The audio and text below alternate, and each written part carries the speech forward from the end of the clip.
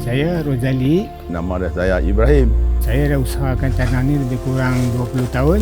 83 untuk usaha tanah ni, saya tanam tahun 84. Sekarang ni buah dia menurun.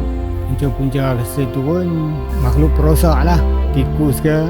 Tikus tu dia makan ujung-ujung, buah yang muda dia tak makan. Dia makan buah yang besar. Bila tikus makan buah, pendapatan petani dan pekebun kecil berkurangan lah.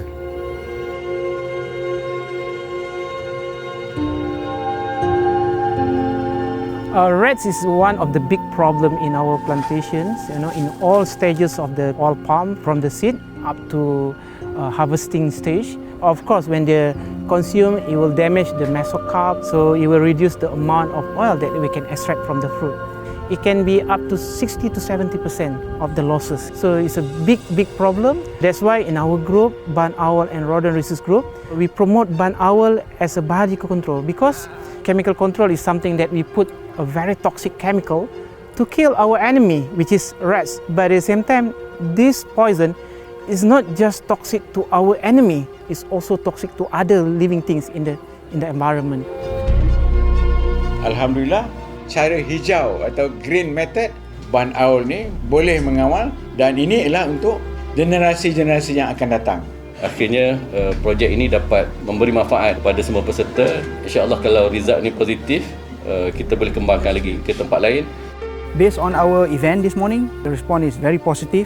This community that we are doing now, it's still quite small, 10 to 20 smallholders. We plan to expand that. Smallholders represent 40% of the entire palm oil industry. So if we can have, let's say, half of that 40%, that is considered good enough already. Yayasan datang memberi khidmat nasihat, membantu saya memberi satu sarang burung pungguk. Saya pun sendiri menerima satu sarang semalam. Alhamdulillah lah. Makanan dia hanya tikus saja. Lain dia tak makan. Yang terbaiknya sebab kita mengelak daripada keracunan. Yang dia mati tinggal pun tak membahaya kepada binatang lain lah. So we take the initiative to bring the success story of the Barn Owl in our industry to our smallholder. We don't want our generation, our smallholder generation, that they are comfortable with the chemical control. The prey and predator relationship is not overnight, In the long run, it's a very effective, but we cannot compare with chemical. With this initiative, we hope that the smallholders can increase their yield, increase their income, and thus they can increase their livelihood with that. Yes, we are using nature to control nature, so it's safe to the planet. And of course, when you talk about profit, increase yield, increase profit.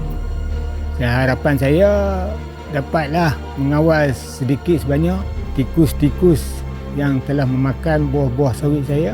Seterusnya mendapat meningkatkan hasil pengeluaran sawit saya. Biarlah benda ni berjaya sampai bila-bila lah, insyaAllah. Saya pun rasa banyak bagi sokongan lah kepada apa susah payah turun ke bendang, turun ke sawah, turun ke kebun. Ini yang terbaik lah.